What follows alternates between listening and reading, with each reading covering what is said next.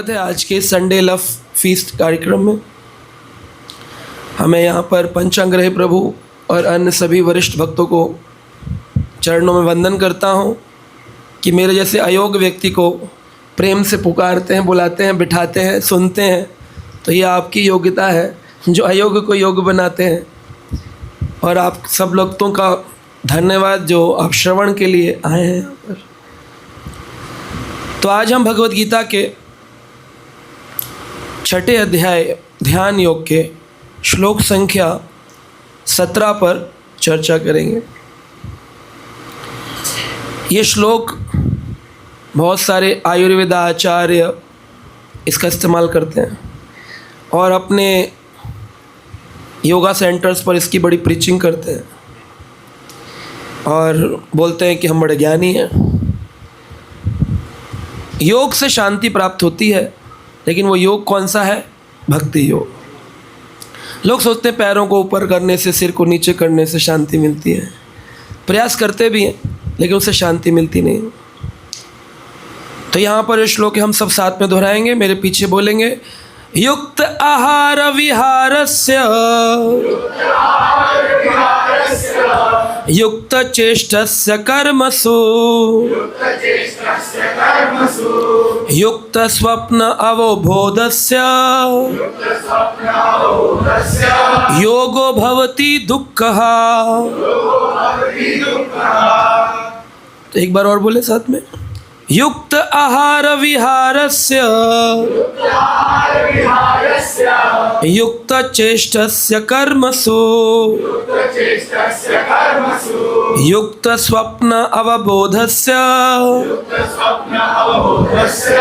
योगो भवति दुःखः। इसका अनुवाद पढ़ेंगे साथ में। जो खाने, सोने, आमोद प्रमोद तथा काम करने की आदतों में नियमित रहता है, वह योग अभ्यास द्वारा समस्त भौतिक कलशों को नष्ट कर देता है, नष्ट कर सकता है। सकता का मतलब है पॉसिबिलिटी है और नहीं भी है। कर देता है का मतलब तो हो गया कि करता ही है। सकता का मतलब है पॉसिबिलिटी है। दुःखः कष्टों को नष्ट करने वाला। तो इसके अंदर रेगुलेटेड प्रिंसिपल्स के बारे में बताया गया। हमारे जीवन में हम लोग बोलते हैं इस्कॉन के 4 क्या है? नियम नहीं है। क्या है? रेगुलेटिव प्रिंसिपल्स हिंदी में क्या है? हाँ जी, नियमतता।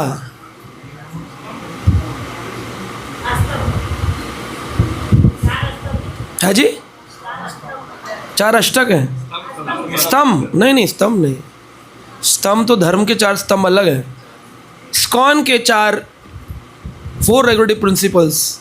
रेगुलेटिव शब्द का इस्तेमाल क्या? 4 प्रिंसिपल्स नहीं है। क्या है 4? रेगुलेटिव शब्द क्यों बोला गया? Why not 4 principles? रेगुलेटिव का मतलब होता है जैसे गैस का चूल्हा है, उसमें एक बटन लगा होता है, उसको क्या बोलते हैं? रेगुलेटर। जिसको कम भी किया जा सकता है और ज़्यादा भी किया जा सकता है। पहली बार में पंखे का बटन होता तो ऑन और ऑफ, लेकिन रेगुलेटर में सेम, मीडियम, हाई, लो ऐसा होता है। तो 4 नियम एक ही दिन में बंद नहीं होंगे। रेगुलेटिव प्रिंसिपल से धीरे धीरे वो तेज अग्नि स्लो की तरफ जाएगी और फिर बंद हो। इसलिए उसको रेगुलेटिव प्रिंसिपल्स कहा। कौन कितनी गुणवत्ता में, कौन कितनी मात्रा में उसको कंट्रोल करता है, उसके हिसाब से आपको फल मिलेगा, आपको आनंद की प्राप्ति होगी। और उसी के हिसाब, उसी के अनुपात में, अनुपात यानी परसेंटेज, दुःखः क्या है? दुख नहीं, दुःखः। दुःख यानी नष्ट, खत्म हो जाए, खत्म, सारे दुख खत्म हो जाए, नष्ट हो जाएंगे। तो क्या करना पड़ेगा? बोलते हैं पहली चीज़ है युक्त आहार। पहला क्या करना है? दूसरा क्या है? दूसरा युक्त विहार। क्या है? तीसरा है युक्त चेष्टा। चौथा क्या है? युक्त कर्मसु। और पांचवा है युक्त स्वप्न अबोधस्य। तो ये हो गया 5 उंगली। ऐसे करिए 5 उंगली। ये कौन सा? ये किसी जाति, वो पॉलिटिकल पार्टी का नहीं है ना, वो ऐसे है ना, ये ऐसे है। ये 5 स्वस्थ रहने के नियम गीता में भगवान कृष्ण अर्जुन को बताया। अगर तुम स्वस्थ रहना चाहते हो, भक्ति में स्वस्थ रहना चाहते हो, हम लोग एक दूसरे से पूछते हैं हाउ आर यू, कैसे हैं? स्वस्थ हैं? आप क्या जवाब देते हैं? क्या बोलते हैं आप लोग? मस्त हैं, चारों कोने पस्त हैं, ग्रस्त हैं। क्या बोलते हैं आप? हाउ आर यू, आप क्या बोलते हैं? Fine, good, healthy. और कोई बीमारी से उठाओ तो बोलते हैं और प्रभु जी स्वस्थ हैं। स्वस्थ शब्द का अर्थ क्या है? स्व यानी स्वयं, मैं आत्मा, और स्थ यानी स्थित। क्या मैं स्वयं में स्थित हूँ तो मैं स्वस्थ हूँ। अगर मैं स्वयं स्थित स्वयं में स्थित नहीं हूँ तो मैं स्वस्थ नहीं हूँ। भले मैं 100 मीटर बहुत तेज दौड़ लेता हूँ, 100 किलो वजन उठा लेता हूँ, बहुत जोर का उछल करके दीवार को छू जाता हूँ, पर मैं स्वयं में स्थित नहीं हूँ। अगर कोई मुझे बोलता है पागल है तो मुझे क्या आता है? गुस्सा आता है। यानी कि मैं शरीर में स्थित हूँ, मैं स्वयं यानी आत्मा में स्थित नहीं हूँ। अगर मैं स्वयं में स्थित नहीं हूँ तो मैं स्वस्थ, यानी हम सब लोग कौन हैं? अस्वस्थ हैं, बीमार हैं, जो कि शरीर को ही अपनी स्थिति मानते हैं और उसी का गाना गाते रहते हैं, हाय हाय पेट में दर्द हो रहा है, गर्मी बहुत है, सर्दी बहुत है। सर्दियों में शोर मचाते हैं, अरे इतनी सर्दी पड़ रही, शरीर गल रहा है। फिर गर्मी आती है, अरे इतनी गर्मी पड़ रही है, शरीर गल रहा है। हमेशा ही बेचारे शरीर के बारे में सोचते रहते, लेकिन कभी हम आत्मा में स्थित नहीं हो रहे। अगर आत्म स्थित हो गए, आप देखेंगे आनंद की अनुभूति होगी। उस योग के लिए 5 नियम बताएं। पहला है युक्त आहार। खाना, सोना, उठना, आहार बहुत इंपॉर्टेंट है। कहता है जैसा खाएंगे अन्न, खाली बोलने के लिए नहीं, खाना भी पड़ता है। बर्गर पिज़्ज़ा खाओगे तो फिर कैसे भगवान की ओर आओगे? पिज़्ज़ा पास्ता नहीं है वैष्णव का नाश्ता। हाँ, आजकल घरों में पिज़्ज़ा पास्ता खा रहे हैं बच्चे, नहीं है वैष्णव लोगों को नहीं। दाल रोटी खाओ, भगवान को भोग लगाओ। आहार, कहते आहार शुद्धि चित्त शुद्धि, चित्त शुद्धि पूर्ण मुक्ति। आहार की शुद्ध हो जाने से चित्त की शुद्धि होती है, मन की शुद्धि होती है, विचारों की शुद्धता होती है। आहार जिस व्यक्ति ने बनाया है, जिस व्यक्ति ने पकाया है, जिस व्यक्ति ने सब्जी खरीदी है, सबकी चेतना उसमें आती है। अरे प्रभु जी क्या बात करते हैं, हमारे घर जगन्नाथ जी की फोटो है, हम भोग लगा के खाते हैं। हमें प्रभु जी ने बताया था पत्रम पुष्पम फलम तोयम यो में भक्त्या प्रच्यते। हम लोग गोभी का फूल लाते हैं, पत्रम पुष्पम फलम पोयम, और फिर गोभी का हम भोग बना के भगवान जगन्नाथ को खिलाते हैं। कटहल की सब्ज़ी भगवान को पसंद है, खिलाते हैं। प्रभु जी आप कहते हैं कि किसने बनाया? अरे किसी ने भी बनाया हो, ठाकुर जी तो भोग लगा के क्या करते हैं, उसमें से पाप निकाल लेते हैं। यज्ञ शिष्टान अश्नो मुच्चन्ते सर्व कल विषय, सारे पाप मुक्त। चेतना का क्या करोगे? चेतना का भगवान ने ये तो नहीं बोला कि मैं चेतना निकाल लेता हूँ। बनाने वाले व्यक्ति की चेतना भी उस भोजन में होती है, और वो चेतना चाहे जगन्नाथ जी को लगाओगे पतन का कारण बन जाएगी। वृंदावन की एक कथा आती है, एक बुक है, उसका नाम है वृंदावन के संत। वृंदावन के संत, अनेक संत हुए वृंदावन में, गौड़ीय वैष्णव भी हैं, अलग संप्रदाय में भी, अप संप्रदाय में भी। तो एक वृंदावन के साधु, जब भी वृंदावन में कोई बड़ा भंडारा होता है, अभी हमारी भागवत चल रही थी वृंदावन में 7 दिन, अनेक इस्कॉन वृंदावन के साधु आते थे, और कुछ लोग साधु केवल भोजन के टाइम ही आते थे। वो कहते थे हमने सुना यहाँ कथा चल रही है। मैं तो आप 2 बजे क्यों आए, कथा तो सुबह 10 बजे चल रही थी। वो आते प्रसाद के लिए। तो वृंदावन में ऐसे बहुत लोग रहते हैं जो माधुकरी करते हैं। दूसरों के घर से भोजन लेकर खाते हैं, भंडारों में खाते हैं। अब आपको नहीं पता जो बनाने वाला है, जो खिलाने वाला, उसका विचार क्या है। तो साधु ने एक बार भंडारा हो रहा था और उन्होंने उस भंडारे से भोजन खाया, खीर बट रही थी। खीर खाने के बाद उनको रात में बड़े गंदे गंदे सपने आने लगे। बोले 20 साल से वृंदावन में रह रहा हूँ, राधा श्याम सुंदर कृष्ण बलराम नृत्य कर रहा हूँ, परिक्रमा प्रतिदिन कर रहा हूँ, शारीरिक मेहनत भी कर रहा हूँ, वो स्वामी की समाधि पर जाकर जब भी कर रहा हूँ, फिर रात को ही गंदे सपने कैसे। उन्होंने जाकर के भंडारा खिलाने वाले उनसे पूछा, महाराज जी ये क्या खिला दिए आप, हमारे रात को गंदे सपने आए, और स्वप्न तो क्या, शरीर से वीर स्खलन हो गया, जो कि हम ब्रह्मचार्य निष्ठ बने थे, हमारी ब्रह्मचार्य निष्ठता टूट गई, ये क्या करा दिया आपने, क्या खिलाया हमको।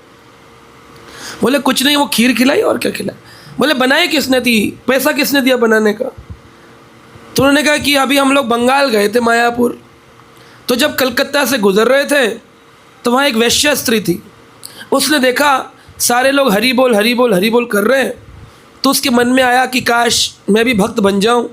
तो वो आई साधु के पास और बोली, महाराज जी मुझे स्वीकार करेंगे अपनी सेना में। कहा येन केन प्रकारेण मना कृष्ण वेश्यात, कैसे भी हो, कोई भी हो, आ जाओ ठाकुर जी की शरण में, हम सबको लेते हैं, स्त्रिया शूद्रा कोई भी व्यक्ति हो, वैश्या अपि पाप योनियो ये यान्ति परमाम गतिम, जो भगवान के शरण में आएगा सबको परम गति मिल जाएगी। वैश्या हो, वैश्य हो, स्त्री हो, शूद्र हो, कोई भी हो, ब्राह्मण हो, सब आ जाओ भगवान की शरण। आ गई वो।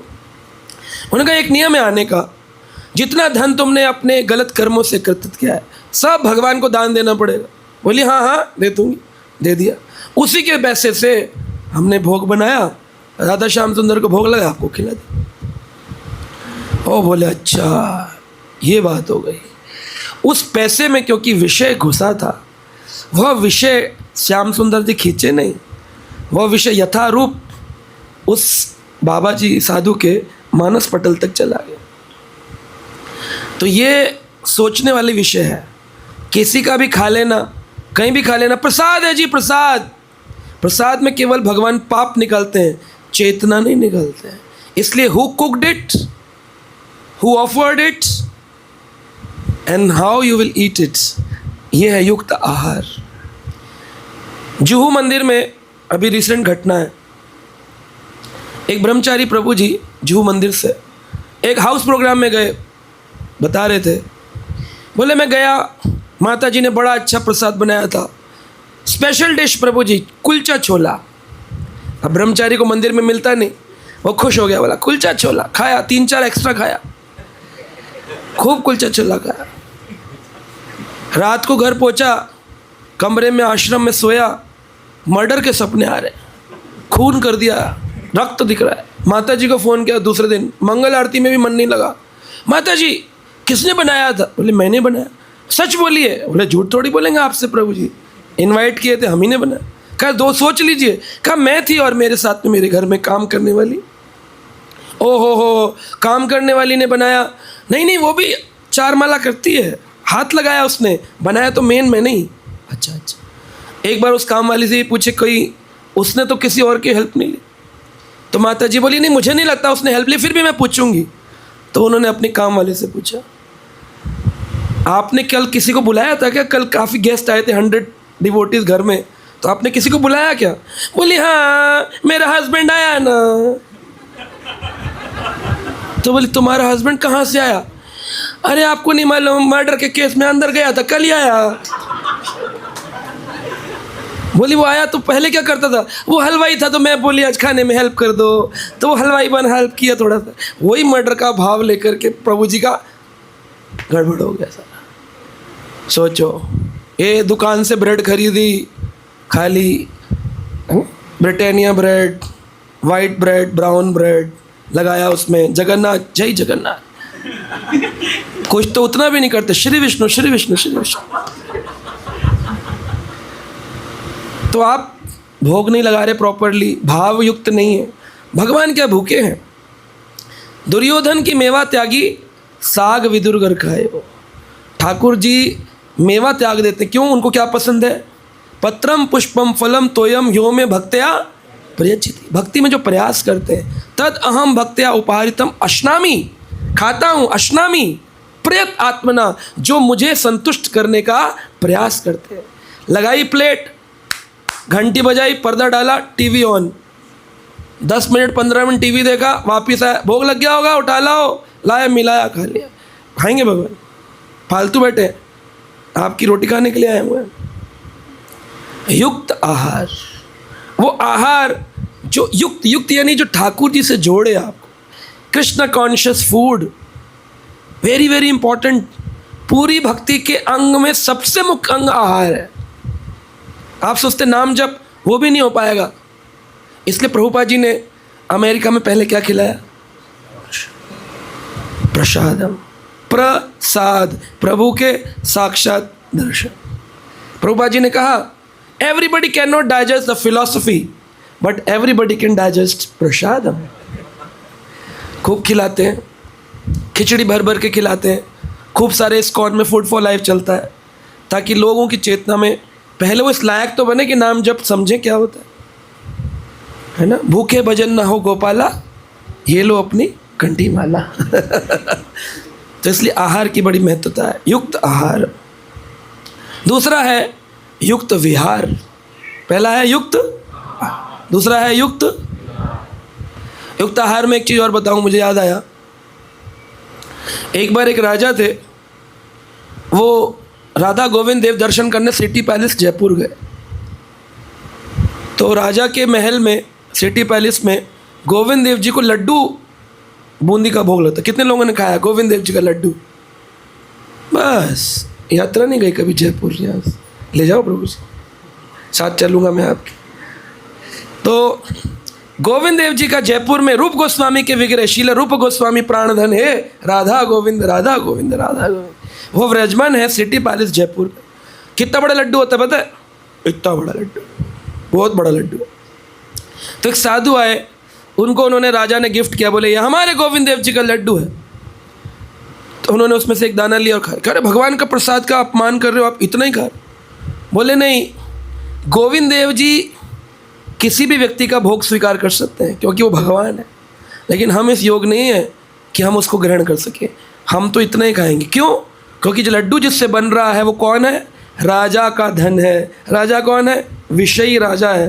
राजा के विषयी धन इस लड्डू में है, तो उसमें से गोविंद देव जी क्या निकाले? केवल पाप। लेकिन वो विषयी चेतना तो है। एक दाना लेके प्रसाद का सम्मान भी किया। इसलिए अल्प आहार प्रयासस्स प्रजल्पा नियमाग्रह जनसंख्या लौल्यम च षड्भिर्भक्तिर प्रसिद्धि थी। भक्ति को आगे बढ़ाना है तो अल्पाहारी होना चाहिए। हम लोग तो महाप्रसाद खाते हैं, गोवर्धन पर्वत बना के। तो वो फिर आहार अपना असर करता है। हम कहते प्रभु जी मन नहीं लगता माला में, क्योंकि तुमने मन भोजन में लगाया है, तो माला में कैसे, भजन में कैसे लगे? भोजन या भजन, एक चीज को पकड़ना होगा। क्या पकड़ेंगे? भोजन। भजन, भजन करेंगे तो आत्मा का भोजन मिलेगा, और केवल भोजन करेंगे तो शरीर आलस में चला जाएगा। इसलिए सेकंड है युक्त विहार। विहार यानी आमोद प्रमोद की क्रिया है। क्या बोलते हैं अंग्रेजी में आमोद प्रमोद? हाँ जी, entertainment, recreation. Yes, recreation is that word, recreation यानी अपने आप को पुनर् उत्साहित बनाना भगवान की सेवा के लिए, रिक्रिएशन। हम लोग मायापुर जाते हैं, वृंदावन जाते हैं, यात्रा से निकालते हैं, ताकि लोग जो ऑफिसेज में, कॉलेजेस में काम करते करते थक गए हैं, उनका रिक्रिएशन हो। कैंप्स लगते हैं, कैंपिंग हो रही है, आमोद प्रमोद। लेकिन आमोद प्रमोद भी कैसा होना चाहिए? जो कृष्ण भावना भवित हो।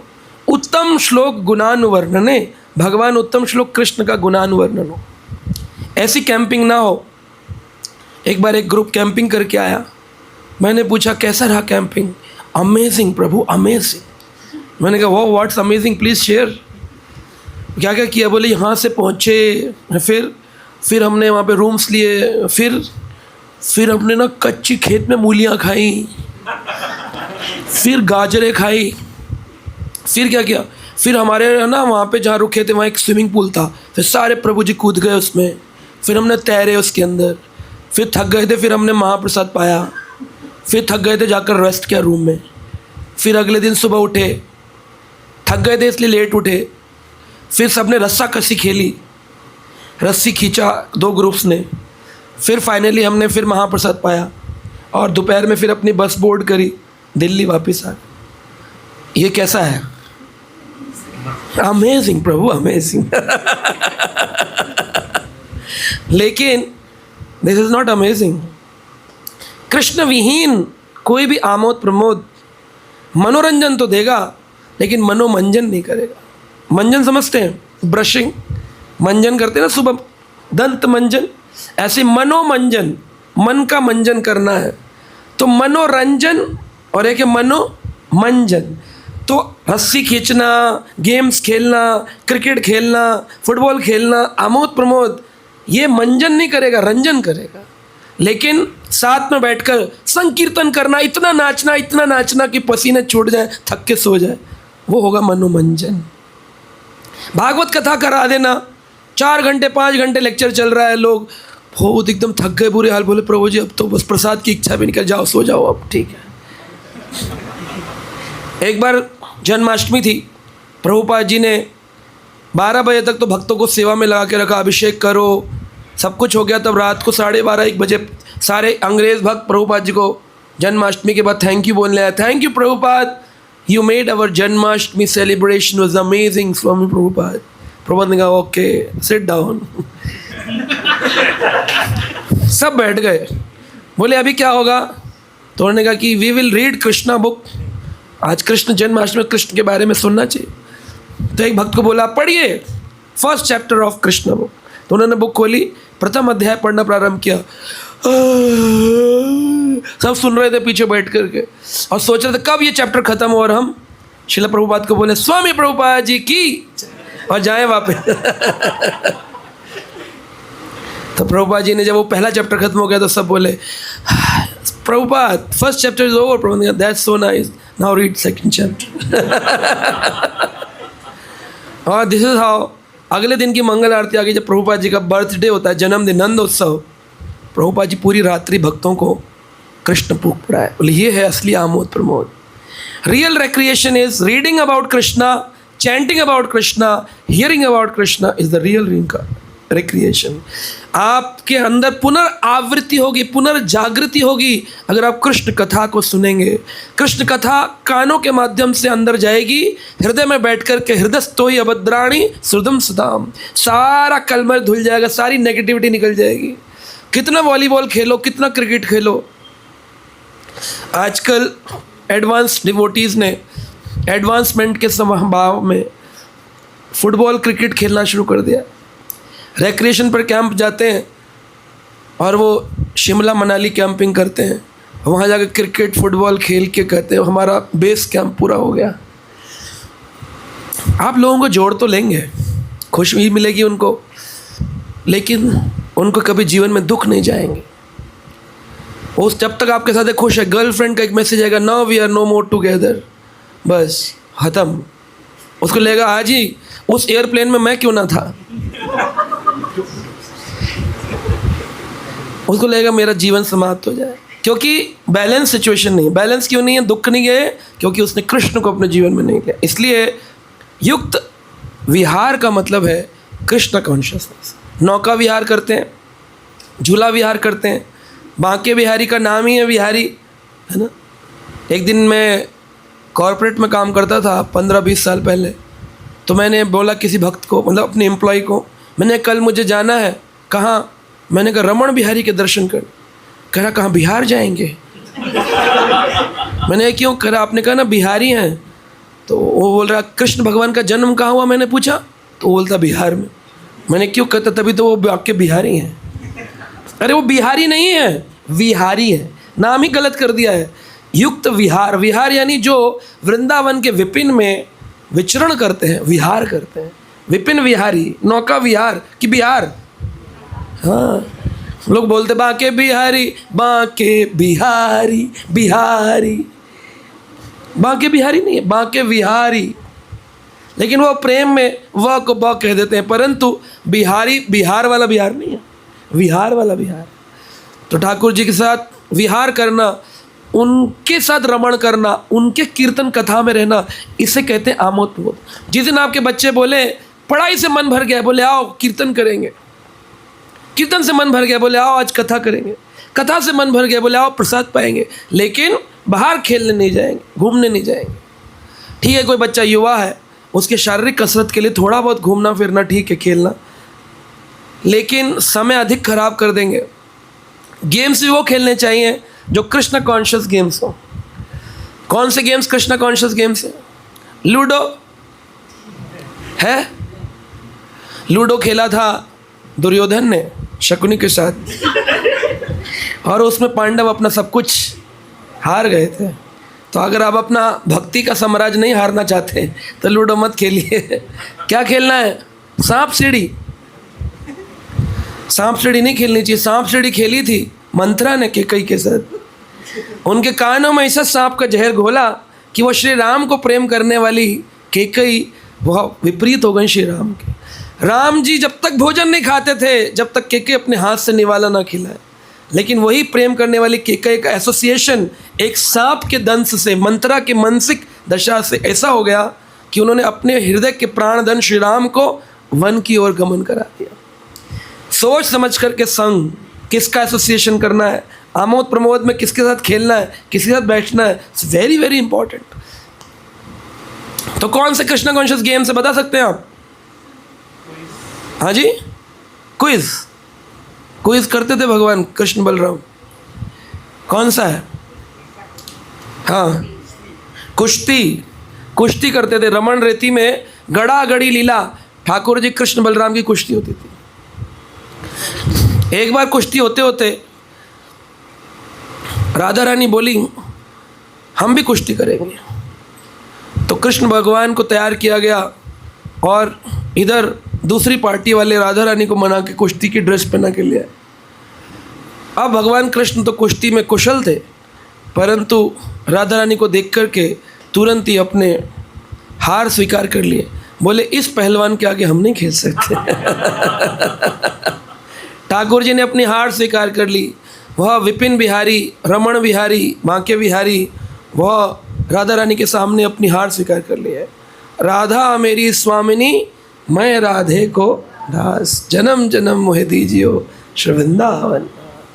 राधा रानी के दास बन गए। बोले नहीं, इनसे हम नहीं लड़ सकते, क्योंकि राधा रानी से क्या लड़ेंगे। राधा रानी के सामने जैसे ही आए ताल ठोकी। राधा रानी ने एक मीठी वाणी में अपनी भ्रुकुटी हिला के कहा, क्यों कन्हैया हमसे लड़ोगे? बस कन्हैया डाउन। एक ही बार में। तो उनकी वो रसीली रसिक भाषा, मृदु भाषा श्रीमती राधा रानी की, वो नहीं पकड़ पाए कृष्ण। इसलिए गौड़ीय वैष्णवों की अधिष्ठात्री देवी राधा रानी है। हम लोग राधा रानी पार्टी के हैं, कृष्ण पार्टी के नहीं है। हम क्यों कृष्ण कृष्ण करते हैं? क्योंकि राधा रानी को कृष्ण प्रिय है, इसलिए कृष्ण।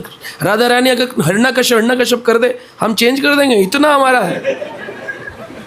हाँ, इतना हमारी राधा रानी अधिष्ठात्री है कि वह जो बोलेंगी वही हमें करना है। राधा रानी कहती हैं चैतन्य महाप्रभु के रूप में आके, राधा रानी का भाव लेके जब कृष्ण आए तो उन्होंने कहा नहीं नहीं, मेरा नाम नहीं, गौरांग गौरांग नहीं, क्या बोलो, हरे कृष्णा हरे कृष्णा कृष्णा कृष्णा हरे हरे, हरे राम राम राम हरे हरे।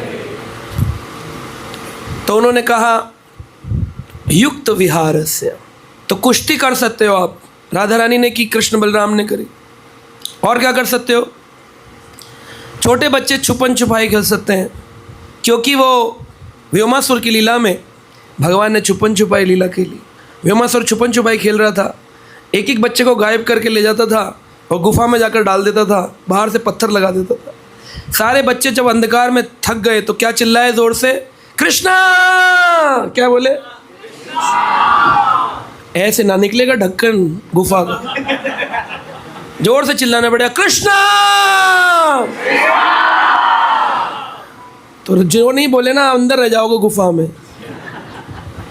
हाँ, माया ने पकड़कर हमको व्योमासुर की गुफा में डाला हुआ है, और बाहर अविद्या का पत्थर रखा है। इस अविद्या के पत्थर को हटाने के लिए, इस अंधकार को हटाने के लिए जोर से चिल्लाना पड़ेगा, हरे कृष्णा हरे कृष्णा कृष्णा कृष्णा हरे हरे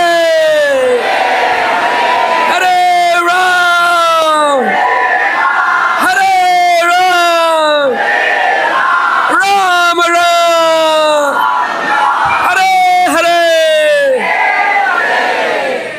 इसे जप करना चाहिए प्रतिदिन।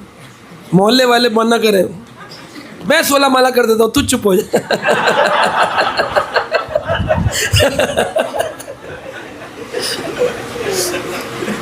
अपना उत्साह दिखना चाहिए, कभी कभी तो दिख ही सकता है।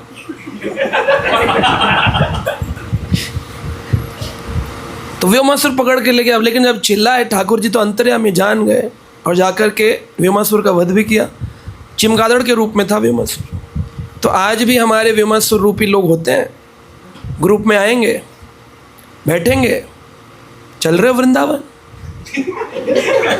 नहीं, वो संडे को फीस्ट होता है ना, प्रभु जी फिर पूछेंगे अटेंडेंस में, अरे छोड़ना, बोल देंगे बीमार थे, स्विच ऑफ कर देंगे।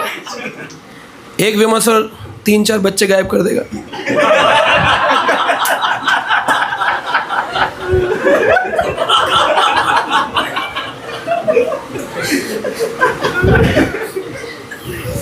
और फिर वो पीला चंदन लगा के सोमवार को मिलेंगे, राधे राधे, गायब हो जाते हैं, बदल जाते हैं। पूरे विश्व में परेशानी है व्योमासुर की। हर मंदिर में कोई ना कोई व्योमासुर है। लेकिन जब पुकारेंगे कृष्ण कृष्ण तो कृष्ण ठाकुर जी व्योमासुर का वध करते हैं। व्योमासुर को हटाइए, हमारी रक्षा करिए। तो अविद्या रूपी ये हटेगा, व्योमासुर का वध होगा, तब हम प्रकाशमान होंगे, कृष्ण का संग करें। तो छुपन छुपाई लीला, छुपन छुपाई खेल सकते हैं, कुश्ती खेल सकते, स्विमिंग, कालिया के साथ ठाकुर जी ने स्विमिंग किया, आमोद प्रमोद स्विमिंग कर सकते। लेकिन स्विमिंग में जल क्रीड़ा नहीं करनी, आप कृष्ण नहीं है, तैर करके बस भाव में जल्दी आ जाना। हाँ, क्योंकि कभी कभी यमुना या कई गहरी नदियों में लोग तैरने जाते हैं तो वो पार निकलते ही नहीं, नीचे ही चले जाते हैं। हमेशा डूबा वही है जिसको तैरना आता है, क्योंकि जिसे तैरना नहीं आता वो डरता है, वो किनारे रहता है। तो जो डूबते वही हैं जिनको तैराकी का घमंड होता है, हम तैर जाएंगे, हम समुद्र तैर जाएंगे। तो लोग भुवनेश्वर में जाते हैं, जगन्नाथ जी का दर्शन करें ना करें, समुद्र में तैरने चले जाते हैं। एक ग्रुप गया था यूथ का, उसमें एक बच्चा तैराक था, वो तैरने चला गया, कटक में निकला, केवल पैर उसका, बाकी मछली के मुंह में चला गया था। तो ये बहुत खतरनाक है, ऐसी तैरने में एक्सपर्ट नहीं बनना चाहिए। तो ये क्रीड़ाएं करनी चाहिए, लेकिन कृष्ण को याद करते हुए। तो स्विमिंग कर सकते हैं। रस्सा कशी कसी का, जब प्रलंबासुर आया तो रस्सा कशी खेली तो भगवान कृष्ण ने। तो जो ठाकुर जी क्रीड़ा किए वो स्थापित हो गए। ये भागवत क्रीड़ाएं, इन्हें हम कर सकते हैं। और जो लूडो आदि खेले दुर्योधन, वो गलत है, उसे नहीं करना चाहिए, वो गलत है, उससे सब कुछ लूट जाता है। जुआ नहीं खेलना चाहिए। तो इस प्रकार से आमोद प्रमोद विहार कैसे करना, ये जाना चाहिए। तीसरा है युक्त चेष्टस्य। जीवन निर्वाह के लिए कर्म करो। कौन सा कर्म करो? ऐसा कर्म करो जो किसी को कष्ट ना दे। अपने धर्म में, अपने कर्म में धर्म का भी आगमन होना चाहिए। अब कई लोग मदिरालय में काम करते हैं। एक प्रभु जी है, मुझे पूछते रहते हैं, प्रभु जी कैसे छोड़ूं मैं मदिरालय में काम करता हूँ, बाहर में काम करते हैं। अब उनसे जॉब छूटती नहीं, क्योंकि घर चलता है। और सारा दिन क्या बेचते हैं? मदिरा। मदिरा बनाने वाली कंपनी, मदिरा पिलाने वाली कंपनी, मदिरा बेचने वाली कंपनी, मांस बेचने वाली कंपनी। आप नहीं खाते, लेकिन आप उस कंपनी में नौकरी करते हैं, वह धन वहीं से आ रहा है। उसका पुराणों के अनुसार 1/6 भाग 1/6 उस व्यक्ति को भी भोगना पड़ेगा जो उस कर्म में युक्त है। इसलिए कहा युक्त चेष्टस्य। सोच समझ करके काम करो, क्या काम करना है। हमारे गुरु महाराज के पास एक व्यक्ति आया, परम पूज्य गोपाल कृष्ण गोसाई महाराज के पास। बोला महाराज जी दीक्षा चाहिए, 16 माला करता हूँ। कहा बिल्कुल मिलेगी। कितने साल से कर रहे हो? कहा 4 साल हो गए। बहुत अच्छा, क्या काम करते हो? कहा लेदर फैक्ट्री में मैनेजर हूँ। बोले नहीं मिलेगी। लेदर फैक्ट्री में जहाँ पर जानवरों के स्किन से जूते, पर्स, बैग, बेल्ट बनाए जाते हैं। तो भक्तों को ध्यान देना चाहिए, ऐसा कोई भी कर्म ना करे कपड़ों में लेदर के शूज़, लेदर के पर्स, लेदर की जैकेट, है ना, लेदर की बेल्ट, लेदर के प्रोडक्ट्स कुछ भी इस्तेमाल नहीं करना। यहाँ तक कि क्रीम पाउडर जो आप यूज़ करते हैं उसमें अगर जानवर की चर्बी है, देखना चाहिए उसमें एनिमल प्रोडक्ट्स होते हैं। दवाइयाँ ध्यान से देखना चाहिए, लाल रंग का मार्क लगा होता है, मल्टीविटामिन में 90% होता है, पर सब्स्टिट्यूट आते हैं, हर दवाई का सब्स्टिट्यूट है ऑर्गेनिक। ढूंढना चाहिए। भक्तों को हमेशा एक चेतना का मतलब है, कृष्ण चेतना में जागृत है, सोया नहीं है, उसको देखना चाहिए क्या खाना है, क्या पहनना है, क्या नहीं करना है। तो लेदर कंपनी में काम करके आपको उसका दंड भोगना पड़ेगा। अभी जब हवाई जहाज़ में आग लग गई तो पूरे दुनिया के मन में एक प्रश्न उठा, क्यों? ऐसा क्यों? इनके उत्तर हम पहले ही देते रहते हैं कथाओं में, प्रोग्राम्स में। 2 प्रकार के कर्म हैं। जिस कर्म की बात है युक्त चेष्टस्य, एक कर्म है इंडिविजुअल कर्म, यानी मेरे द्वारा स्वयं के किया गया कर्म, और एक है कलेक्टिव कर्म, यानी सबके द्वारा किया गया एक कर्म।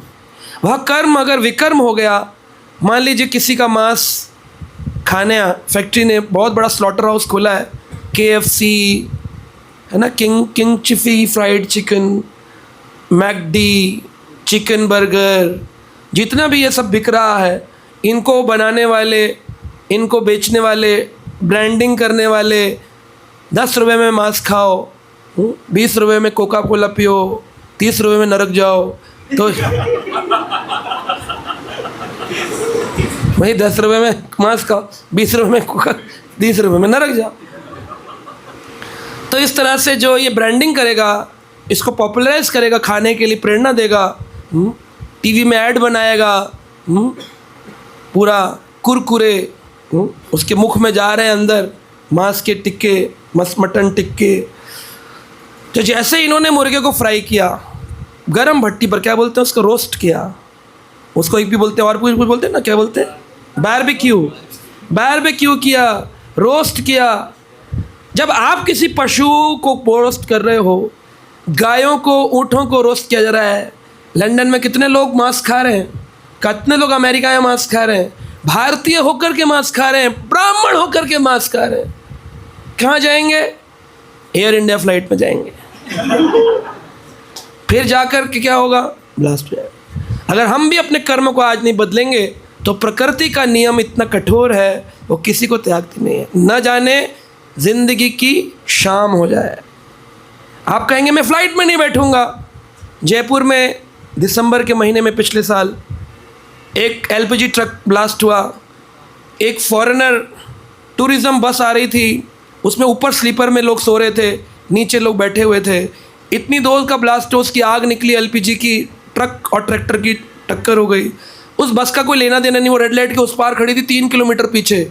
आग आई, सो रहे थे लोग, ऐसे गई और ऐसे वापस गई। इधर गई थी, सब जगे हुए सो रहे थे, इधर वापस गए तो फ्राइड चिकन बन के वापस। काली बॉडी में ये भी नहीं पता चला कि किसकी आइडेंटिटी कार्ड भी जल गया, ख़त्म। सामूहिक संस्कार हो रहा है इकट्ठा, क्योंकि उन्होंने क्या किया था? सामूहिक कर्म, कलेक्टिव कर्मा का कलेक्टिव फल। So this is a real example of collective Karma. आज अपने बच्चों को, परिवारों को ये दिखा करके सिखा दीजिए, है ना। यू नेवर नो, आप नहीं जानते कल आपके साथ क्या होने वाला। जब तक जीवन है तब तक प्रभु का नाम जप करना है। इसलिए चेष्टा, एक है कृष्ण चेष्टा और एक है विमुख चेष्टा। ठाकुर जी से विमुख हो जाना, विमुख चेष्टा। अरे कहाँ है भगवान? हमने तो नहीं देखा, है ना। देखो एयरक्राफ्ट में क्या मिल गया? भगवत गीता मिल गया। सब कुछ जल गया, भगवत गीता नहीं चली। कहाँ है भगवान? बोले यहाँ है भगवान, देख लो भगवान। अब भी भगवान नहीं दिख रहा। अब भी आपको लगता है कि नहीं नहीं, खाना पीना एंजॉय करना है, खाएंगे पिएंगे ऐश करेंगे और क्या। तो फिर यही होगा। कलेक्टिव कर्मा के रिजल्ट्स हैं ये सारे, सामूहिक कर्म। तो इसलिए कर्म करने से पहले जॉब चेंज कर लो, कम पैसे में गुजारा कर लो, मत बनाओ बड़ा बंगला, लेकिन कम से कम दुखदायी मृत्यु से आप बच जाओ। इसलिए भगवान ने पहले बोला अर्जुन को युक्त चेष्टस्य, कर्म करने से पहले सोचो। युक्त चेष्टस्य कर्मसु, अपनी जो चेष्टा है, अपनी जो इच्छा है कर्म करने की, उसको बदलो। ऐसा कोई कर्म मत करो जो विकर्म हो जाए। जो भी करो ठाकुर जी को समर्पित करो। यत् करोषि यत् जहोसि यत् अश्नासि यत् तपस्वसि क्वंत्वे तत्कुरुषु मद अर्पणम। क्या मांस भगवान को भोग लग सकता है? बोले नहीं। तो बोले फिर क्यों खाते हो? जो ठाकुर जी नहीं खा सकते, बोले हम नहीं खा सकते। काले रंग का cold drink Thakur G P सकते हैं? पी सकते हैं। और लोग तो चाय भी पिलाते, भगवान को चाय पिलाते और बड़े भक्त बनते। कह रहे प्रभु जी हमारा नियम है 1 कप चाय, ठाकुर जी की जय।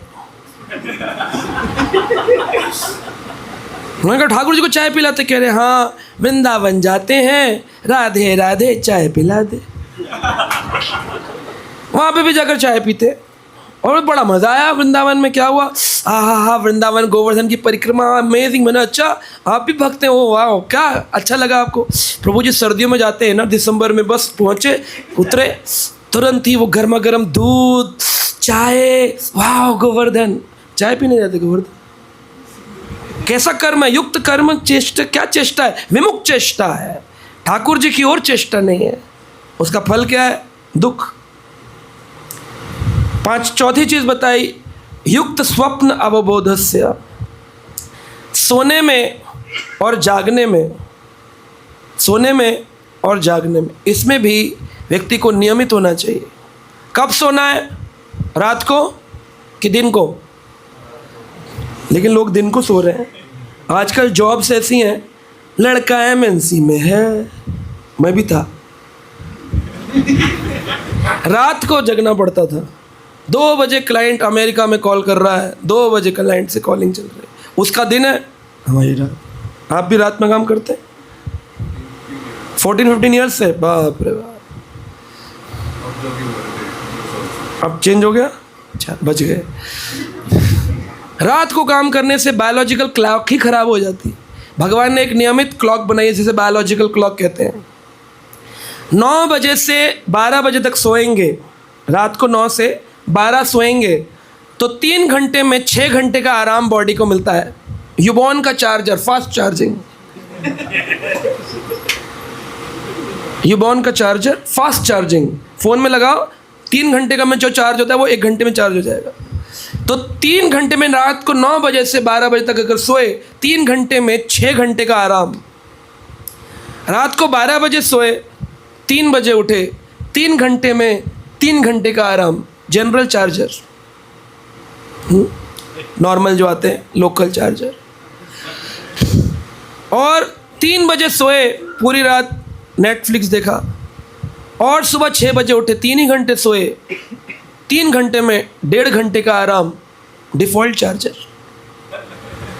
तो ये 3 प्रकार के चार्जर हैं।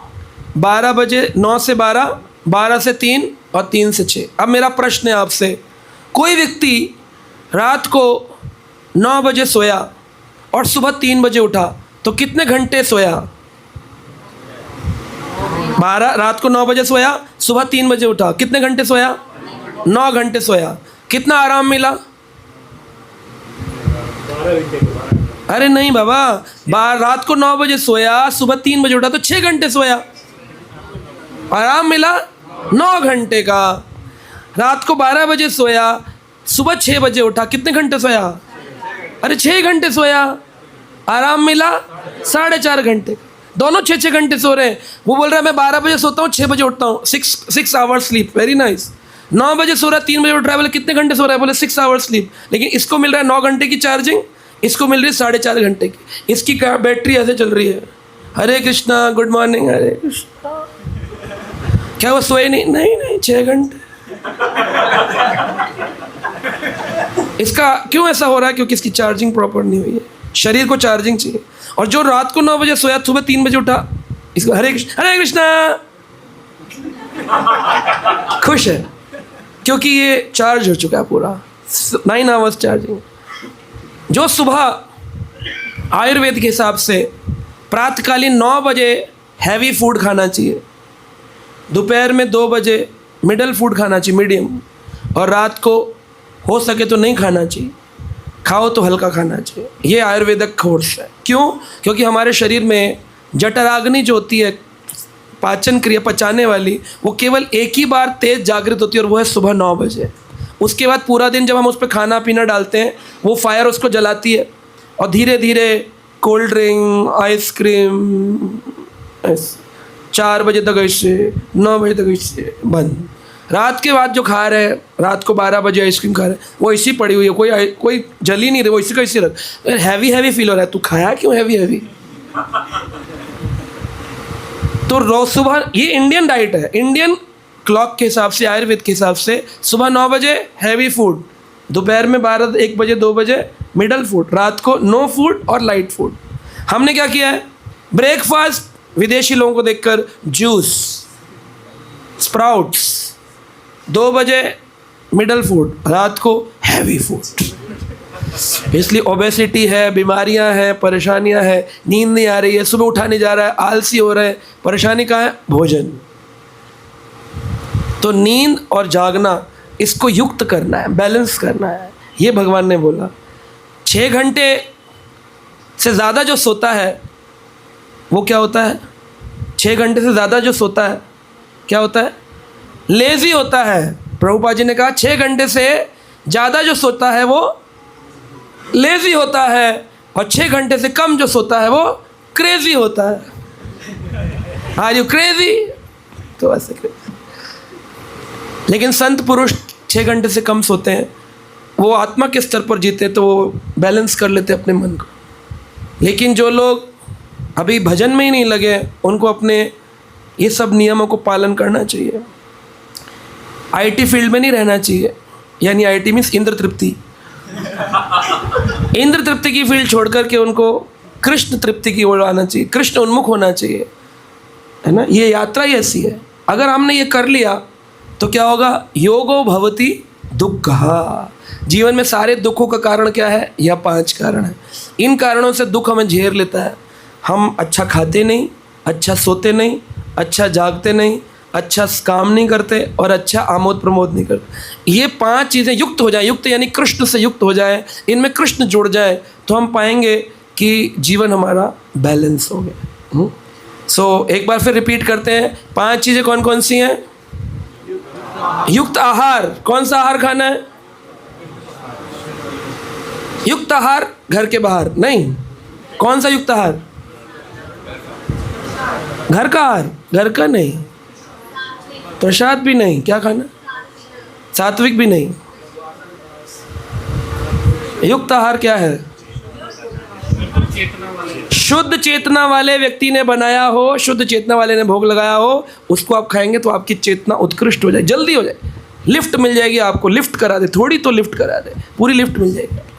वरना धीरे धीरे पैसेंजर गाड़ी में, रिक्शे में धीरे धीरे चेतना ऊपर आएगी, बहुत धीरे धीरे। 2 दोस्त थे, बोले खाना खाने चले बाहर, करो चलो। फिर बाहर गए, बाहर जा कर के बोला समोसे खाऊंगा। बोले डॉक्टर ने तो तुझे बाहर का खाने को मना किया। कह रहा हाँ, ऊपर का नहीं खाऊंगा, अंदर के आलू आलू खाऊंगा। डॉक्टर ने बाहर का खाने ऐसे नहीं होना चाहिए, गड़बड़ नहीं करना। एक व्यक्ति गया, बोला डॉक्टर ने बोला हल्का खाओ। बोला हाँ, तो क्या खाओगे? बोले पूड़ी। बोले पूड़ी क्यों? बोले इससे हल्का तो कुछ होता ही नहीं। बोले पूड़ी हल्की होती है? बोले और क्या? बोले वो कैसे? बोले अच्छा बताओ, पानी में तेल डालो, ऊपर क्या तैरता है? यानी पानी से हल्का है तभी तो ऊपर तैरता है। तेल में पूड़ी डालो, क्या तैरता है? यार पतेल से हल्की है। अब मैं पानी से भी हल्का क्या खाऊं? तो पूड़ी खा रहा हूं।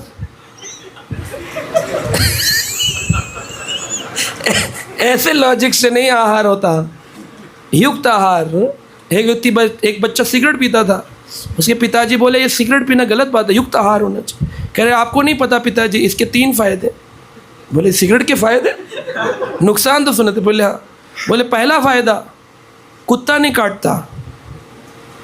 बोले फिर? दूसरा फायदा, चोरी नहीं होती। तीसरा फायदा, बुढ़ापा नहीं आता। कहे अरे ये तो पता ही नहीं था। वो कैसे? कहा देखिए कुत्ता नहीं काटता। बोले कैसे? बोले जब व्यक्ति सिगरेट पीता है उसके फेफड़े इतने गल जाते हैं, उसको जवानी में छड़ी लेके चलना पड़ता है, तो छड़ी हाथ में होती तो कुत्ता काटता नहीं। रात को इतना खांसता है कि घर में चोरी नहीं होती, उसको लगता है कोई झगड़ा है। और बुढ़ापा नहीं देखना पड़ता क्योंकि जवानी में ही मर जाता है। तो ये युक्त आहार नहीं है, ये भुक्त आहार है, भोगी है। कहते हैं जो एक बार खाता है वो योगी है, जो 2 बार खाता है वो भोगी है, 3 बार खाता है वो रोगी है, और मल्टीपल बार खाता है वो महारोगी है। तो इसलिए योगी बनने की प्रक्रिया में कम से कम अल्पाहार जब भी खाएं, फिट अच्छा खाएं। ये नहीं कि हम कह रहे हैं आप पानी पर रहिए, लेकिन यह है कि जब भी खाएं महाप्रसाद खाएं, चेतना को उत्कृष्ट करें। युक्त आहार, युक्त विहार। विहार क्या है? रिक्रिएशन। क्या करना है? मनाली, शिमला, स्विट्जरलैंड, कहाँ चलना है? वृंदावन। वहाँ जाके मूली, गाजर, खेत की कच्ची खानी। क्या खाना है? क्या करना है? कथा सुननी है, कीर्तन करना है, नृत्य करना है, ठाकुर जी की परिक्रमा लगानी है, भजन कीर्तन में जप में युक्त रहना है। युक्त विहार। और अगर खेलना भी पड़े तो कौन से गेम खेलने हैं? जो भागवत में गेम लिखे हैं। कौन कौन से? स्विमिंग, रस्सी कशा, छुपन छुपाई, कुश्ती। जो ठाकुर जी खेले वो खेल आप रिपीट कर सकते हैं। कालिया पर चढ़कर नाचना नहीं, बोले ठाकुर जी नाचे थे हम भी नाचे। तीसरा है युक्त चेष्ट कर्मसु। कौन सा कर्म करना है? जिसमें आपको कोई कर्म का बंधन ना हो, हर कर्म कृष्ण को अर्पित किया जा सके, उसे कहते हैं अकर्म करना। और क्या है? युक्त स्वप्न अबोधस्य। व्यक्ति को नींद समय पर लेनी है और अबोधस्य जागना भी समय पर है। कितने बजे उठना चाहिए? सुबह 12 बजे उठ जाना चाहिए। You are Prabhupada. कितने बजे उठना चाहिए? हाँ जी, मंगल आरती से पहले। जब भी उठें तैयार हो, मंगल आरती करें, घर में करें। 4:30 नहीं कर सकते घर में तो 5 बजे करें, लेकिन करें ज़रूर। आलस में सूर्यवंशी बने ना, चंद्रवंशी बन के रहे। सूर्यवंशी वो होते हैं जो सूरज के उगने के बाद उठते हैं, चंद्रवंशी वो होते हैं जो चंद्रमा के रहते रहते उठ जाते हैं। तो आप कौन है, चंद्रवंशी की सूर्यवंशी? सूर्यवंशी हैं।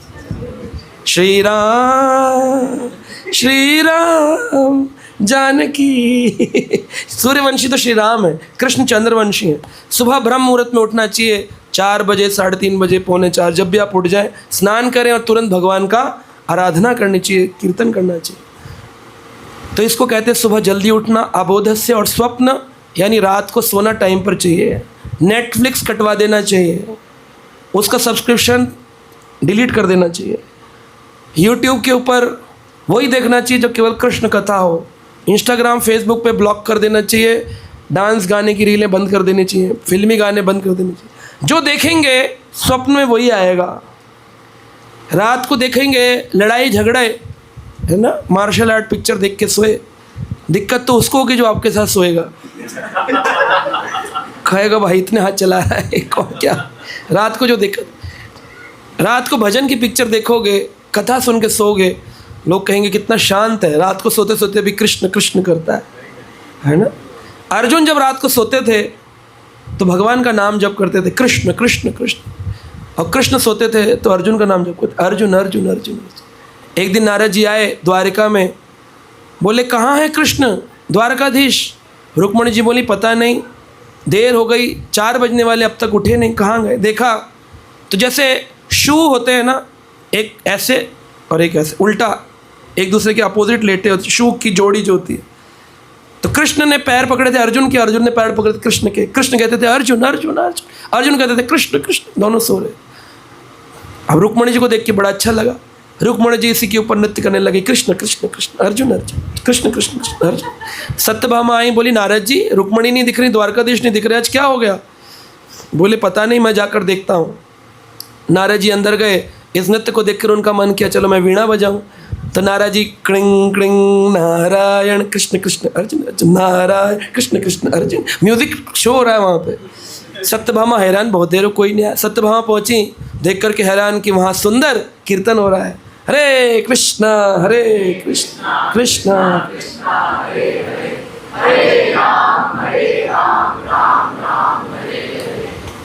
तो कई बार ऐसे भक्त भी हुए हैं श्री हरिदास ठाकुर जैसे, जो जब तक 3 लाख नाम नहीं कर लेते थे भोजन नहीं करते थे। और आजकल तो लोग मंगल आरती पहले बाद में करते, पहले भोजन करते हैं। कहते हैं सुबह सुबह उठ के प्रभु जी कुछ नहीं खाते तो गैस हो जाती है, सुबह उठ के कुछ स्नैक्स चाहिए, फिर मंगल आरती में जाते हैं संसार धावा। लेकिन यहाँ प्रभुपाद जी कहते हैं कम से कम कुछ नियम होना चाहिए कि मैं नहा के ही खाऊंगा, मैं कम से कम भगवान की आरती के बाद ही पाऊंगा, कम से कम 6 माला करके ही पाऊंगा, 16 माला करके पाऊंगा, जो भी हो प्रैक्टिकल होना चाहिए। एक बार एक प्रभु जी बहुत पतले दुबले हो गए थे हमारे, तो मैंने कहा क्या हो गया आपको, बीमार हो? करे नहीं, नियम। क्या नियम है? 16 माला जब तक नहीं होती खाता नहीं हूँ। मैंने कहा तो फिर 16 माला नहीं होती? होती है। मैंने कहा रात को 10 बजे। तो ऐसे इम्प्रैक्टिकल नियम ना लो। ऐसा नहीं हम 2 माला के बाद खा लूँगा कि चलो 12-1 बजे तक 2 माला तो हो जाएंगी। 2 माला लो, 1 माला लो, तो मंगल आरती लो, कोई भी एक नियम लेना चाहिए। लेकिन ऐसा नहीं होना चाहिए सुबह सोते उठते ही मंगल आरती से पहले ही प्रसाद हम खा रहे हैं, है ना। तो ऐसे नियम है कई मंदिरों में, मंगल आरती से पहले प्रसाद होता है, फिर वो दर्शन आरती से पहले प्रसाद होता है, फिर भागवत के बाद प्रसाद होता है, फिर 11 बजे स्नैक्स होते हैं, फिर 2 बजे लंच प्रसाद होता है, 5 बजे इवनिंग प्रसाद होता है, रात को फिर दूध प्रसाद होता है। मैंने एक भक्त को देखा ऐसे करते, मैंने कहा तुम क्यों नहीं बैठ जाते अल्टर में ठाकुर जी, अष्टयाम सेवा चल रही है। अष्टयाम सेवा 8 बार कहा रहा दिन। यहाँ युक्त आहार बता रहे भगवान, ये अष्टयाम सेवा लेक्चर दे रहा युक्त आहार। तो हमें विचार करना चाहिए सोने में। ठीक है, तो मैं ही समाप्त करता हूँ। हरे कृष्णा। श्रील प्रभुपाद की जय। हरे कृष्णा। प्रभु जी, मैंने आपका लेक्चर आर्ट ऑफ पेरेंटिंग के लिए मैंने सुना था। आर्ट ऑफ पेरेंटिंग, अच्छा हाँ, अभी पुराना जी। तो प्रभु जी उसके बारे में थोड़ा सा बताइए कि हम अपने आप को कैसे सुधारें और बच्चों को भी कैसे भक्ति मिलाएं। प्रभावित बनिए। जितना ज़्यादा सत्वगुण में रहेंगे उतना बच्चों को इन्फ्लुएंस कर पाएंगे, क्योंकि बच्चों के रोल मॉडल माता पिता होते हैं। अगर हम उनसे प्रेम से बात करेंगे, बेटा कैसे हो, तो भी बोलेगा माँ कैसी हो। अब बोले कैसा है, तो भी बोलेगा क्या है मामा। आप झड़क के बोलेंगे, वो भी झड़क के बोलेगा। वो रेप्लिका होता है आपका। जैसे शीशे में देखो आ, तो शीशे में भी आ, है ना। एक बार भगवान कृष्ण ने अपने वृंदावन में मरकट मणियाँ लगी थी भगवान के नंद भवन में, तो ठाकुर जी ने एक दिन मटके में से मक्खन चुराया, तो देखा शीशे में भी ठाकुर जी, इधर भी ठाकुर। कह रहे तू कहाँ से आयो। अब जब उससे पूछे तू कहाँ से आया, तो वो भी बोले तू कहाँ से, ऐसे इशारा करेगा वो। कह रहे तू बता खाएगा भगवान कर रहा है। तो जब भगवान ने ऐसे बढ़ाया और ऐसे करके पूरा जो मक्खन की लोई थी उठाकर उस पर मारी खींच करके पिलर के ऊपर, तो मक्खन बहने लगा। खैर अब है गो खुश। तो ठाकुर जी को भी अपना स्वरूप देख करके लगता है कोई और है। तो ऐसे ही शीशे में जो हम क्रिया करते हैं वही क्रिया हमको दिखाई देती है। तो हमारे बच्चे कौन है? हमारा शीशा है। जैसे हम, प्रभुपाद जी कहते थे बाप का बेटा सिपाही का घोड़ा, बहुत नहीं तो थोड़ा थोड़ा। जैसा पिता होगा वैसा पुत्र होगा। पिता चालबाज, बाप नंबरी, तो बेटा 10 नंबर। अगर पिताजी चालबाज होंगे तो बेटे को आप कितना ही संस्कार देने की कोशिश करो, चालबाज ही होंगे। माँ अगर चालबाज होगी तो बच्चे चालबाज होंगे। रावण की माँ केकसी राक्षसी थी, पिताजी ऋषि थे विशर्वा, लेकिन रावण माँ की ओर गया, राक्षस बन गया। तो माता के ऊपर, पिता के ऊपर बहुत बड़ा कर्तव्य है कि वो जो खुद कर्म करते हैं वही कर्म बच्चे करते हैं। एक व्यक्ति मंदिर में आया हमारे पास, कहता है सिगरेट लेकर के, कह रहा गुरुजी बाहर आ जाइए मंदिर में, मैं अभी इस योग नहीं अंदर आ सकूं। तो मैं बाहर आ गया, मैं बाहर चला गया। मैं बाहर गया, मैंने कहा हाँ जी। बोले क्या बात है? कितने दिन में हमारे बच्चे को गीता सिखा सकते हैं? हाँ, जितने दिन में आप ये सिगरेट पीना छोड़ देंगे उतने दिन में आपका बेटा गीता सीख जाए।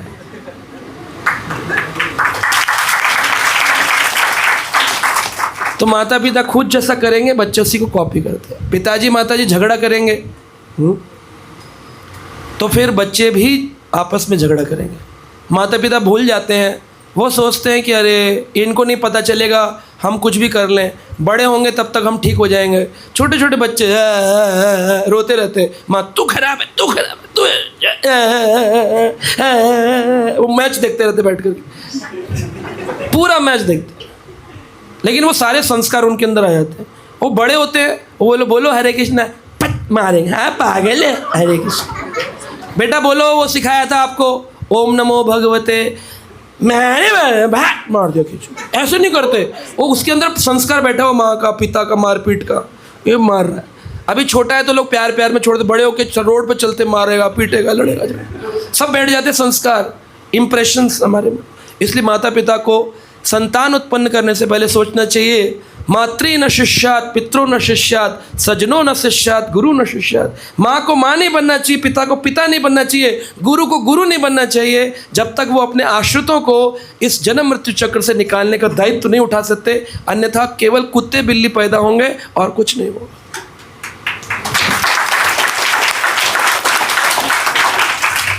समझे आप? मत लक्ष्मी सोर्स है, वो अगर करप्टेड है या कुछ है तो वो जॉब चेंज कर लीजिए।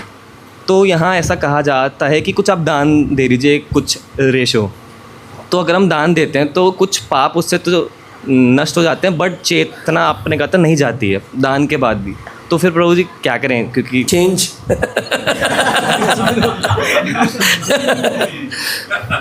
देखो, इसका एक बहुत बड़ा उदाहरण मैं आपको देता हूँ। एक राजा थे, राजा नृग, सुना है कथा?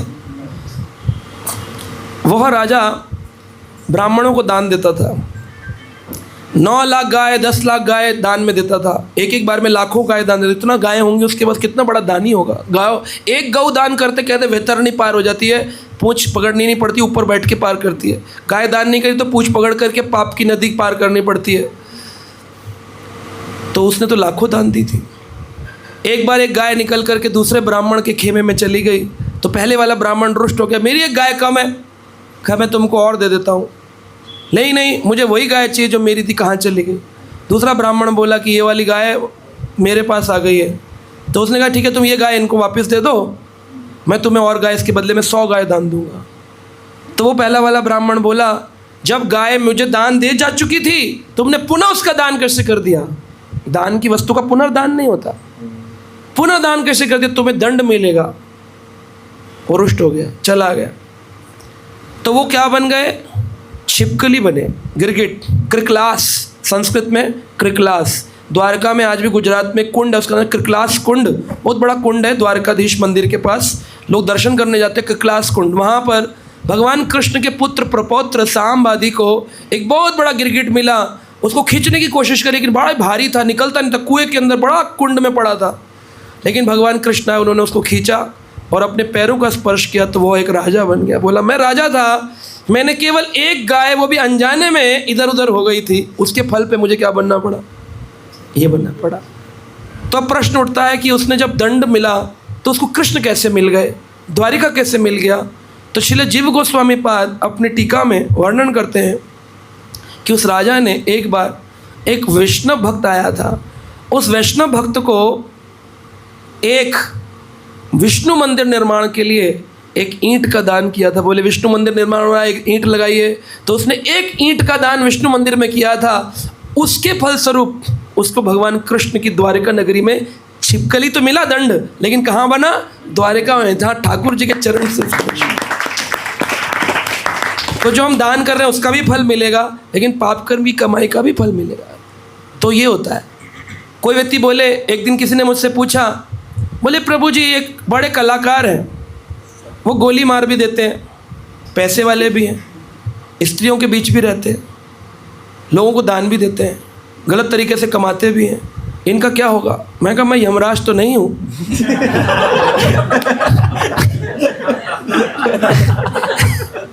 लेकिन मैं इसका आपको आंसर देता हूँ अपने ज्ञान से, जो मैंने पढ़ा समझा है। बहुत धनाढ़ है लेकिन दान देता है, तो दानी देने वाला व्यक्ति पुण्य पा रहा है, पुण्य पाप करके बड़े घर में जन्म होगा, ठीक है।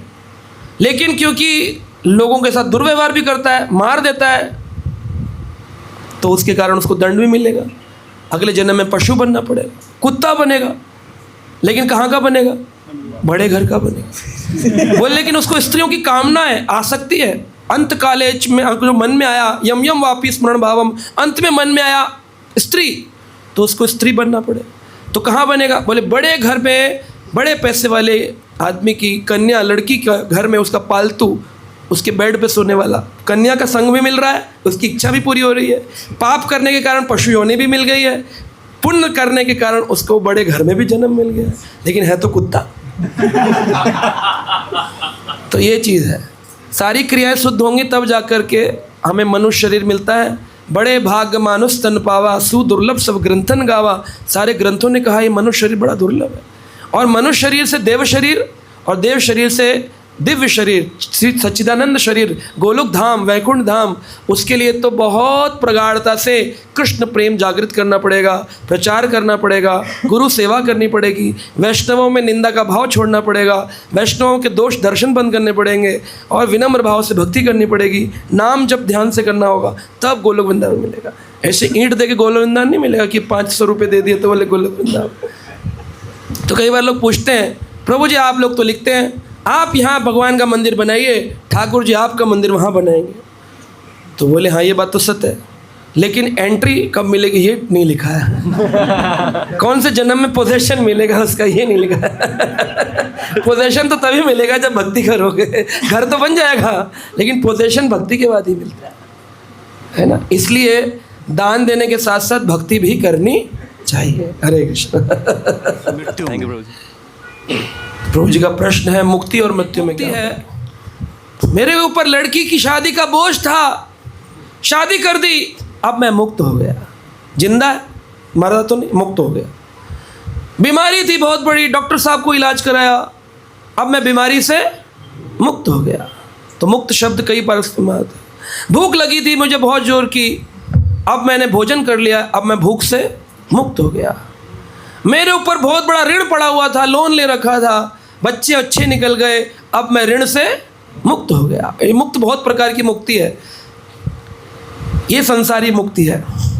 इसके ऊपर मुक्ति 5 प्रकार की है। सारूप्य, सामीप्य, सालोक्य, साष्टी और सायुज्य। सायुज्य मुक्ति है भगवान के शरीर में लीन हो जाना। सामीप्य मुक्ति है भगवान के समीप वैकुंठ में चले जाना। हजारों वैकुंठ में दूत घूम रहे हैं लेकिन आप बनेंगे भगवान के क्लोज वाले दूत, विष्णु दूत लेकिन क्लोज वाले, जय विजय जैसे क्लोज। सामीप्य। साष्टी, भगवान का जैसा ऐश्वर्य है आपका भी ऐश्वर्य होगा, आप भी वैकुंठ धाम में राजसी महल में बैठे होंगे, चतुर्भुज होंगे, मुकुट होगा, सब कुछ होगा आपके पास। साष्टी मुक्ति। सारूप्य, जैसा भगवान का रूप है वैसा आपका भी रूप होगा, केवल फर्क होगा भगवान पे कौस्तुभ मणि होगा, आपके पास कौस्तुभ मणि नहीं होगा, लेकिन दिखने में आप विष्णु जैसे दिखेंगे। सारूप्य, वैसा रूप मिल जाएगा। सामीप्य, सारूप्य, साष्टी और सालोक्य, भगवान के वैकुंठ में चले जाएंगे लेकिन विष्णु कहीं और होंगे, हम कहीं किनारे क्षीर सागर पे विष्णु दूत बनकर होंगे। सालोक्य होगा लेकिन सामीप्य नहीं होगा। तो जैसी जैसी चेतना होगी वैसा वैसी मुक्ति उसको वैकुंठ में मिलती है। और सायुज्य मुक्ति वैष्णवों को नहीं मिलती है, क्योंकि सायुज्य मुक्ति का मतलब है भगवान के शरीर में लीन हो जाना, जो कि गीता के अनुसार गलत सिद्धांत है, क्योंकि आत्मा कभी परमात्मा में लीन नहीं होती है। क्योंकि आत्मा का एक लक्षण है अक्लिग्य, आत्मा अघुलनशील है, आत्मा कभी परमात्मा में घुलती नहीं है, वो हमेशा अलग बनी रहती है। जैसे हम दास थे, हैं और रहेंगे। समुद्र से मछली को निकाला, वापस मछली को समुद्र में डाला, तो क्या मछली समुद्र बन जाती है? नहीं, मछली मछली बनी रहती है। ऐसी आत्मा संसार में आई, मनुष्य शरीर लिया, वापस उस संसार में जाएगी आध्यात्मिक, तो वो दास ही बनी रहेगी। ऐसा नहीं होगा समुद्र में मिलके मछली समुद्र बन गई, तो हम मिलेंगे नहीं। तो ये सायुज्य मुक्ति को वैष्णवों ने रिजेक्ट कर दिया। इसके ऊपर जो अंतिम बात मैं बोलने वाला हूँ, मैं आपसे प्रश्न करता हूँ, इच्छाएं रह गई और मृत्यु आ गई, मुक्त हो गए, इच्छाएं रह गई और मर गए, या फिर अच्छा है मृत्यु आ गई और इच्छाएं खत्म हो गई? कौन सा अच्छा है कि इच्छाएं रह गई और मृत्यु आ गई, या फिर इच्छाएं खत्म हो गई और मृत्यु पता नहीं कब आएगी? तो कौन सा अच्छा है? इच्छाएं खत्म हो गई और मृत्यु कभी भी आए कोई दिक्कत नहीं है। तो ये जो जीवन है इसको कहते हैं जीवन मुक्त सा उच्चते, जीते जी ही मुक्त है जिसने अपनी इच्छाओं को खत्म कर दिया है।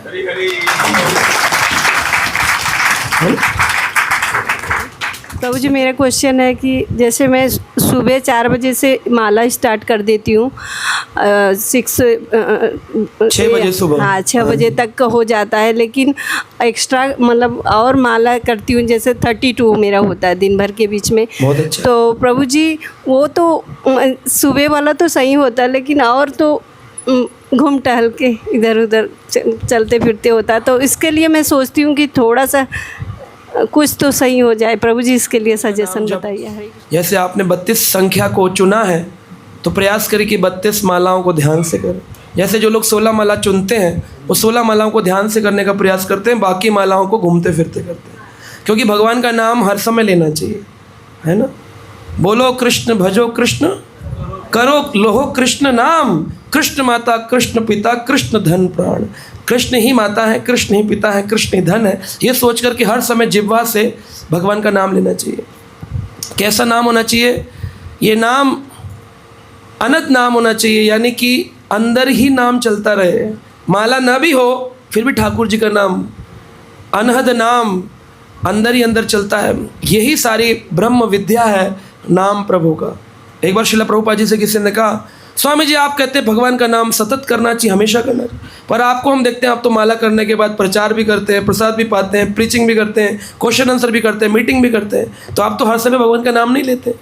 तो प्रभुपाद जी की मालिश कर रहे थे इस्कॉन के फाउंडर आचार्य प्रभुपाद। तो प्रभुपाद जी ने कहा तुम मेरे पीठ पर अपने कानों को लगा कर देखो। तो जैसे ही भक्त ने कान लगाया तो क्या आवाज़ आई? हरे कृष्णा कृष्णा कृष्णा हरे हरे, हरे राम तो इसका मतलब है नाम कभी भी किया जा सकता है, किसी भी स्थिति में, खाईते पीते सोईते उठीते बैठीते जागीते सोईते, कैसे भी करके कृष्ण नाम। सुनो सुनो नित्यानंद, सुनो हरिदास, सर्वत्र मारा ज्ञा कर ही प्रकाश, प्रति घरे घरे गया करो यही शिक्षा, बोलो कृष्ण भजो कृष्ण करो कृष्ण शिक्षा। सब लोगों को कृष्ण बुलवाने में लगना चाहिए। तो जब हम लोगों को कृष्ण बुलवाने में लगते हैं तो हमारा भी तो कृष्ण। जितनी देर मैं कथा करता हूँ उतनी देर कोई सुने ना सुने, कौन सुनता है? मैं सुनता हूँ। जितनी देर हम कीर्तन करते हैं कोई सुने ना सुने, हम सुनते हैं। पहला कथा श्रवण करता कौन होता है? स्वयं कथावाचक होता है। कोई व्यक्ति सोच सकता है लेकिन कथावाचक नहीं सोच सकता है। इसलिए मैं प्रयास करता हूँ दिन में 3 कथा 4 कथा करूँ ताकि मैं सोऊं ना, कथा खुद तो सुनता रहूँ। आप सुने ना सुने मैं तो सुनूं। तो इसलिए अपने जीवन को जितना प्रचार में लगाएंगे उतना नाम जब अच्छा हो जाएगा। दूसरों को कृष्ण दीजिए तो कृष्ण आपको मिल जाएगा। अपने जीवन में भक्ति और शांति का संचार करना चाहते हैं तो देर किस बात की, जुड़िए हमारे YouTube चैनल कृष्णा टीवी से, जहां आपको मिलेंगे भक्तिमय वीडियोस, प्रेरणादायक भागवत कथाएं और अनमोल आध्यात्मिक ज्ञान। तो अभी सब्सक्राइब करें और हमें फॉलो करें एवं अपने प्रियजनों के साथ ये दिव्य यात्रा साझा करें और आध्यात्मिकता की ओर कदम बढ़ाएं। हरे कृष्णा।